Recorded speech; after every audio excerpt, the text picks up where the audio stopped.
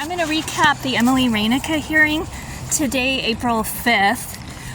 Paul Lewicki from the Transit Center showed up and said he was a victim. He was clearly not understanding that that case has been dismissed and that we're on to just the Heidi Wintermute School Board retaliation case.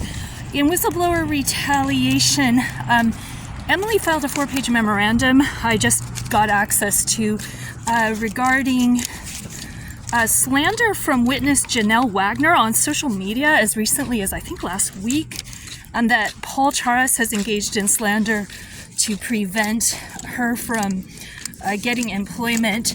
Pointed out that Paul Charas, who told me it's not his problem when I asked him if he still represented her, is a neighbor up on Harrison of the Wintermutes.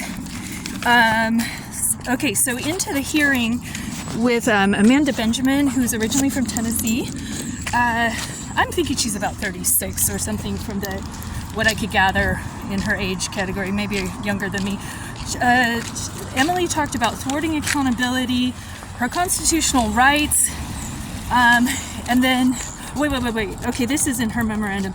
Keep his license. Oh, Paul Charas was saying, basically Emily's allegation is that Paul Charas feels that if he doesn't give a slam dunk to Ron Brown, he may lose his license. He has fear of retaliation and he likes his license. He wants to keep his license, statements he made to Emily. And he's also made a statement that he knows several witnesses. So Emily's gone through 7 defense attorneys, all of who have had to recuse due to conflict of interest, because this is a case in which a judge is trying to use his power to influence the district attorney to prosecute someone who is going to sue his wife. Okay? Heidi Wintermute. So Charas filed a motion claiming he had served Emily that he was no longer going to represent her. It was not served. It was late. She had to request it. Similarly, Alex had claimed he had served me when he hadn't. To me, that's not a huge deal, but it does affect her ability to defend herself. She was arguing for her rights as a pro-pair person to represent herself. It looks like she needs to file a formal pro se request, represent herself, and then somehow try to still stay on the list and get an attorney if an attorney ever materializes in Oregon for these long, winding cases. Emily cited a federal 9th Circuit District Court ruling that inadequate counsel offers grounds for dismissal. She wants her motion to dismiss to be looked at. The judge says she's not going to look at it unless she's represented by an attorney and that she's confident that an attorney could address those issues. The court is calling OPDS twice a week, trying to find her an attorney after all 7 of her attorneys have been quit or fired or retired. And then Alex Thomas, the prosecutor, was twirling his pen with a really interesting twirl. He looked, I would say, stressed out. Watch the body language. And then prepare, respect, stop wasting the court's time. There have been prosecutorial misconduct from Ron Brown and Alex Thomas. No basis for the case. 9th Circuit ruling. Basically, Emily held Amanda Benjamin, judge, to account. You need to respect this. Just because I don't have an attorney doesn't mean you get to violate federal law or violate constitutional law. And she says, wait till you get a defender. So we've got the shortage of attorneys. And then Amanda wanted to get into this dispute with Emily about it's your choice to have fired your defenders. And Emily was defending herself. No, it is not my fault. They are conflicted and concealing their conflict from the court. That's really attorney misconduct. And Amanda said, oh, well, that's your perception. And that's not what the attorney said. And that's when Emily started saying, oh, so you'll take liars over honesty and you'll take lies over the truth. So Amanda was quickly moving to just set up another hearing because we thought this would be a short hearing anyway. Status hearing, memorandum. She's like, wants 30 to 40 days.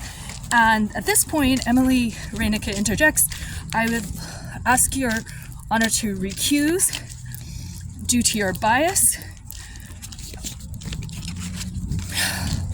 And that's to have basically, it could have been put in a formal motion in writing. That would have been more my style. But to just ask her bluntly to her face to recuse when she's displaying such overt bias, which she's already displayed bias in her denial of the motion to dismiss last autumn when Lane Borg had filed the motion to dismiss on basis of Project Veritas. And Emily points out, you're just setting this up for appeal, like 2 other attorneys have said, by having so much judicial bias. And you are also violating my speedy trial rights. And at that point, Alex is sort of rolling his eyes because we actually don't really have much speedy trial in Oregon. They basically have this weird understanding of the Constitution that if you're not being detained, you have no speedy trial rights, or you've waived your rights, or they try to get people to sign away their constitutional rights, which that's a coercive contract and actually valid on its face. And so Amanda says, oh, I'm confident your attorney will raise those issues. And Emily points out, no, you have an obligation to follow the law, even without an attorney, and you are disregarding pro per parties.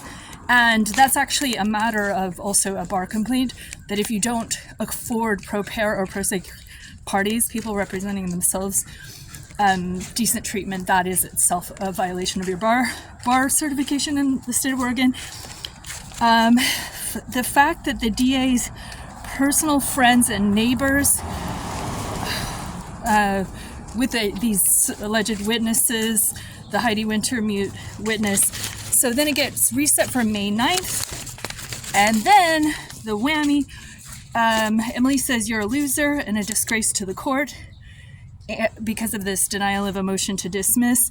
And Amanda says you're close to contempt. And Emily says you're close to another Judicial Fitness Commission complaint, which is how you report judges for misconduct.